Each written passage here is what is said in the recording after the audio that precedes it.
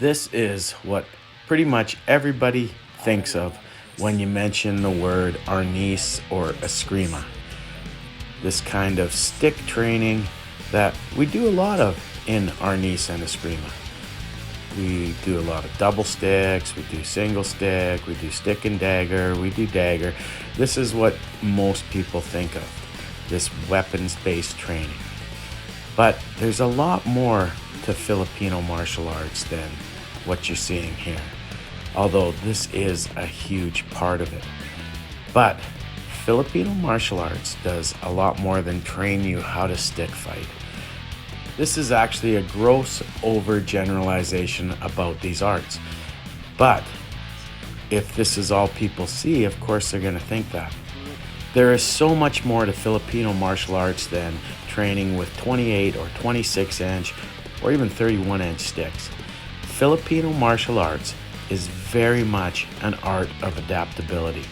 There is so much to these arts. They are so rich in different techniques, weapons, and application. You can use walking sticks, you can use staves, you can use knives, and there is a huge pugilistic component to almost all Eskrima systems. The beauty of Eskrima, the beauty of Arnis, is that it is a framework from which you can adapt. You can take from other systems, and this is historically what was done in Filipino martial arts. If an occupying force came to the Philippines, Eskrima changed. A lot of the influence on Eskrima came from the Spaniards, and then a lot of the pugilism came from the Americans, but they didn't just steal the style, they adapted the styles to their systems. They took what other people were using and they made it fit into the Filipino martial arts. Filipino martial arts had the concept of absorb what is useful, discard what is useless, long before Bruce Lee ever made that quote. The Filipino fighters were doing this right from the beginning. They were adapting because they were using their art to survive, not for sport, but for survival. So they had to take what was useful. They had to be able to adapt. They had to be able to adapt to every enemy that came into the Philippine archipelago. That's what makes these arts great, because you can use them as a framework and add to them. Anything that you train, you can make Filipino martial arts. When I do the Medusa system, what is my background in training? FMA. So what happens with my Medusa tactics? They become part of my Eskrima.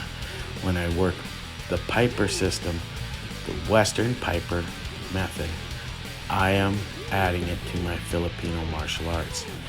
It is not separate. It can't stay separate. It has to become part of what I do. Now, before I got into FMA, I had a pretty good pugilistic background from Muay Thai, but every system I did had its own mano-mano or panantukan part of it. Balintawak, Bobby Tabuada's Balintawak, has an amazing pugilistic system that he rarely teaches, but if you can get him to show you it, it is absolutely amazing. Is it influenced by Western boxing? Well, it doesn't matter. In the end, that's what Filipino martial arts is all about. It's about adapting, taking the framework you have and making it yours and adding to it.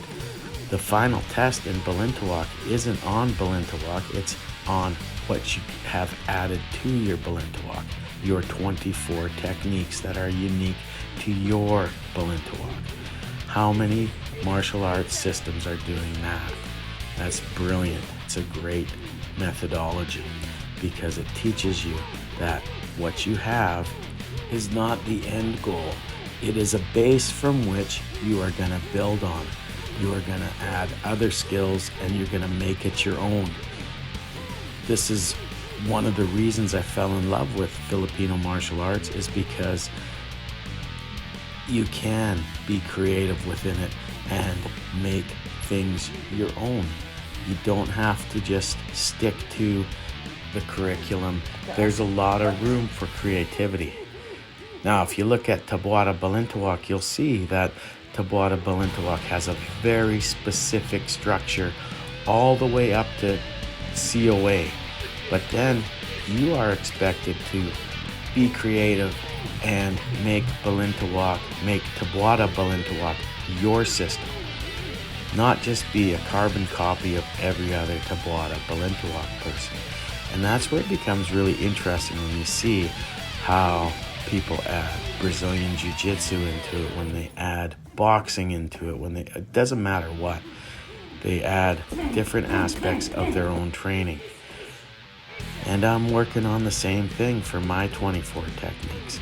They're going to be different than when I started working on them because I've had new influences in my martial arts. Most Filipino martial artists that I know cross-train. And it is not only encouraged, but it's kind of expected. But back to my original point, there isn't just sticks in FMA. There is so much more to it. The stick is just the beginning stages. And if someone tells you that FMA is a stick fighting art, they don't know it. They just know the beginning stages of FMA. They are likely seminar trained and don't have a depth of knowledge in these arts. Filipino martial arts are survival-based systems and well worth exploring.